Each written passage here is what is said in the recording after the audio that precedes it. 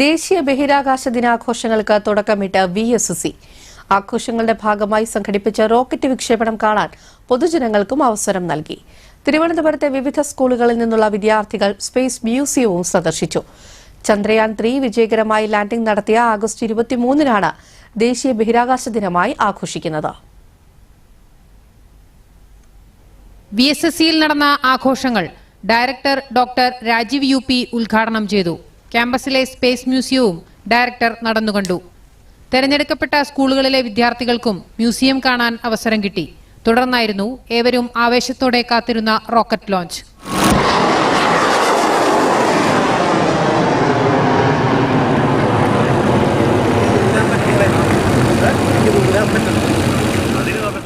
RH-200 റോക്കറ്റിൽ കാറ്റിന്റെ ഗതിയറിയാൻ സഹായിക്കുന്ന copper പാർട്ടിക്കിളുകളാണ് വിക്ഷേപിച്ചത്.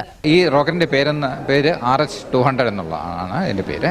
അപ്പോൾ ഇത് ശരിക്കും നമ്മൾ കഴിഞ്ഞ 60 വർഷമായിട്ട് നമ്മൾ മുടങ്ങാതെ വിക്ഷേപിച്ചുകൊണ്ടിരിക്കുന്ന ഒരു റോക്കറ്റാണ്. ഇതൊരു വളരെ ചെറിയൊരു റോക്കറ്റാണ്. 200 എന്ന് പറയുമ്പോൾ RH-200 എന്ന് പറയുമ്പോൾ 200 mm ഡയമീറ്റർ ആണ്. അതാണ് അതിൻ്റെ ഉദ്ദേശിക്കുന്നത്. ഇതൊരു 2 സ്റ്റേജുള്ള ഒരു റോക്കറ്റാണ്. ഫസ്റ്റ് ഒരു ബൂസ്റ്റർ സ്റ്റേജും പിന്നെ ഒരു സസ്റ്റൈനർ സ്റ്റേജും ഉണ്ട്.